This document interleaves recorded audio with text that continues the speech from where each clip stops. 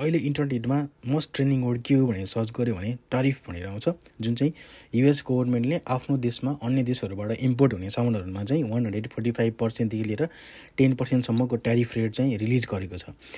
जस्तै युएसको एकदमै ठुलो ट्रेड पार्टनर चाइना, मेक्सिको, क्यानाडाहरूसँग पनि युएसले एकदमै धेरै हाई एमाउन्टमा चाहिँ ट्यारिफ लगाइरहेको छ। अनि यो ट्यारिफ भनेको के हो, युएसले यसरी किन ट्यारिफ लगाइरहेको छ र यसले ग्लोबल इकोनोमीमा कसरी इम्प्याक्ट गर्छ भन्ने कुराहरू चाहिँ म यो भिडियोमा सर्टली डिस्क्राइब गर्नेछु। अब कुरा गरौँ ट्यारिफ भनेको के हो त। ट्यारिफ भनेको सामान्यतया कुनै पनि एउटा देशले अरू देशहरूबाट आफ्नो देशमा गुड एन्ड सर्भिस इम्पोर्ट गर्दाखेरि आफ्नो देशको गभर्मेन्टलाई तिर्नुपर्ने ट्याक्स हो, अथवा नेपालीमा भन्नुपर्दाखेरि भन्सार कर हो।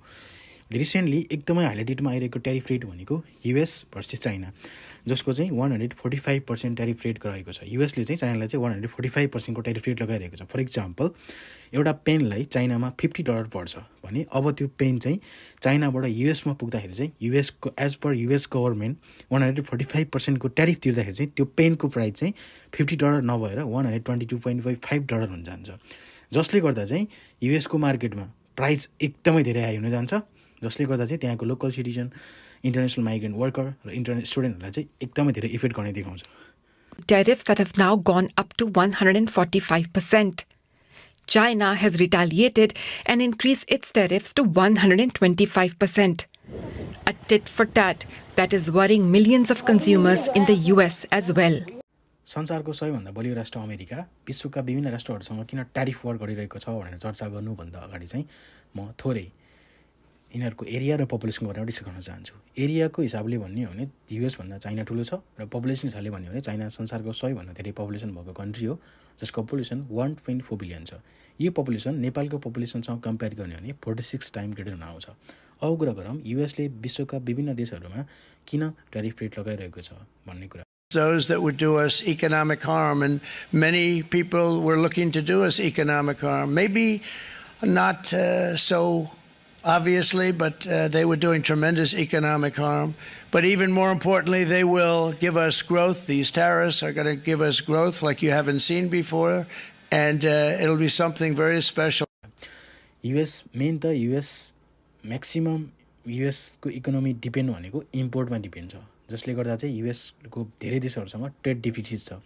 ट्रेड डिफिसिट भनेको चाहिँ के हो भने इम्पोर्ट चाहिँ एकदमै धेरै हाई हुनु, एक्सपोर्ट चाहिँ एकदमै धेरै लो हुनु। फर इक्जाम्पल, जस्तै कन्ट्रीलेबाट बाहिर जाने सामान चाहिँ एकदमै धेरै लो छ, तर बाहिरबाट कन्ट्रीमा ल्याउने सामान चाहिँ एकदमै धेरै हाई छ भने ट्रेड डिफिसिट भन्छ, जसले व्यापार घाटा हुन्छ, नेपालीमा ट्रेड डिफिसिट हुन्छ। अब कुरा अर्को रिजन भनेको चाहिँ ट्रम्प चाहिँ अमेरिकन प्रोडक्टहरूलाई चाहिँ एकदम प्रमोट गर्न चाहन्छन्, लोकल प्रोडक्टलाई नै उनीहरू प्रमोट गर्न चाहन्छन्।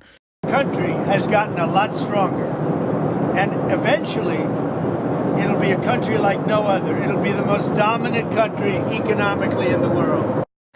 नेक्स्ट सिजन भनेको चाहिँ जसले ट्यारिफ इन्क्रिज भएपछि अरू गभर्मेन्टलाई तिर्ने ट्याक्स एकदमै हाई हुन्छ, जसले गर्दा चाहिँ गभर्मेन्टको रेभेन्यू चाहिँ एकदमै धेरै इन्क्रिज भएर कन्ट्रीको इकोनोमी चाहिँ एकदम धेरै स्ट्रङ हुन्छ भन्ने कुरा छ। Well, I actually think it's a good sign. This breaking news is good breaking news.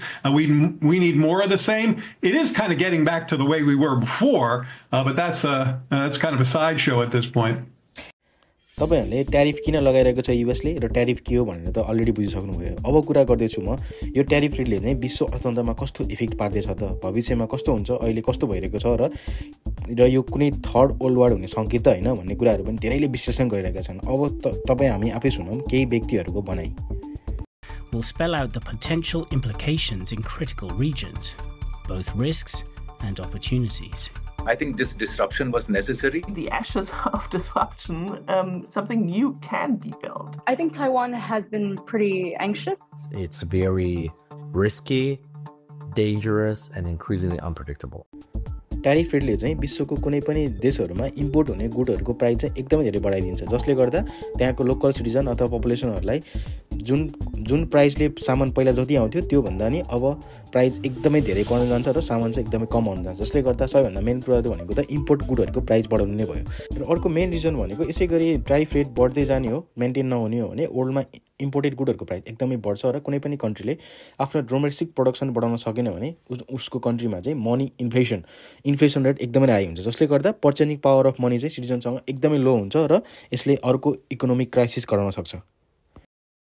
यो ट्यारिफ रेटले अमेरिका र चाइनालाई त इम्प्याक्ट गर्नेवाला छ यसको साथसाथै डेभलपिङ नेसनहरूलाई त के गर्छ भन्ने कुराको चर्चा गरौँ। डेभलपिङ नेसनहरूलाई यसले जुन इम्पोर्ट गुड्सहरूमा प्राइस एकदमै धेरै हाई पर्न जान्छ जसले गर्दा हाम्रो इम्पोर्ट क्यापेसिटी चाहिँ एकदमै लो हुन्छ।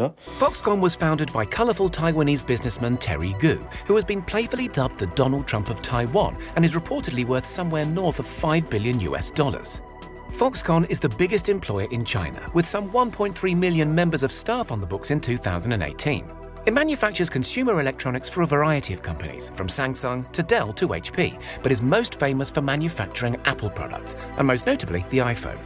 Fully half of all the world's iPhones, many hundreds of millions, are manufactured at a sprawling Foxconn. र अर्को मेन रिजन भनेको चाहिँ फरेन इन्भेस्टमेन्ट जुन डेभलपिङ कन्ट्रीहरूमा डेभलप कन्ट्रीहरूले जुन इन्भेस्टमेन्ट गर्छन् त्यो चाहिँ स्टप हुन्छ किनकि because of recent economic status they don't want to invest money in other country जसले गर्दा डेभलपिङ नेसनमा हुने फरेन इन्भेस्टमेन्ट चाहिँ स्टप हुन जान्छ। रिसेन्टली जब ट्रम्पको ट्यारिफ रेट पब्लिस हुन्छ जस्तै एप्पल, एनभिडिया, एमाजोन, अल्फाबेट, मेटा जस्तै ताइवानको सेमिकन्डक्टर प्रोडक्सन गर्ने TSM कम्पनीहरूको सेयर चाहिँ एकदमै धेरै डिक्रिज भएको छ। Within a day millions decrease भएको छ जसले गर्दा ओल्ड स्टकमा चाहिँ एकदमै धेरै घाटा लागिरहेको छ। यसरी ओल्ड स्टकमा यसरी डिक्रिज आउँदाखेरि ओल्ड स्टकको प्राइस त घट्ने नै भयो जसले गर्दा अमेरिकाको स्टकमा चाहिँ एकदमै धेरै प्राइस चेन्ज भइरहेको छ जसले गर्दा संसारका सबैभन्दा धनी व्यक्ति Elon Musk, Warren Buffett, Jeff Bezos, Mark जुकरबर्गहरूले पनि विथिन अ डेमा 20 देखि 30 बिलियन पर पर्सन लस गरिरहेका छन्। यसरी लस गर्दाखेरि उनीहरू चाहिँ why not against the tariff के उनीहरू ट्यारिफ विरुद्धमा किन बोलिरहेका छन्, किन चुप्लाएर बसिरहेका छन् र अगेन्स्ट द ट्रम्प किन बोलेको छैन भन्ने कुराहरू चाहिँ म नेक्स्ट भिडियोमा चर्चा गर्नेछु। त्यो भन्नुभन्दा अगाडि चाहिँ अब यो ट्यारिफ जुन रेट चाइना र अमेरिका बिचमा चलिरहेको छ यो वार चाहिँ कसले जित्छ भन्ने कुरा चाहिँ अनप्रेडिक्टेबल छ। The conflict. They are fighting. China and the U.S. are fighting over domination for the 21st century. Who's going to rule? Who's going to be the hegemon, the superpower that's going to rule the 21st century? We don't yet know. They're fighting tooth and nail. This is part of a larger struggle, if I can put it that way.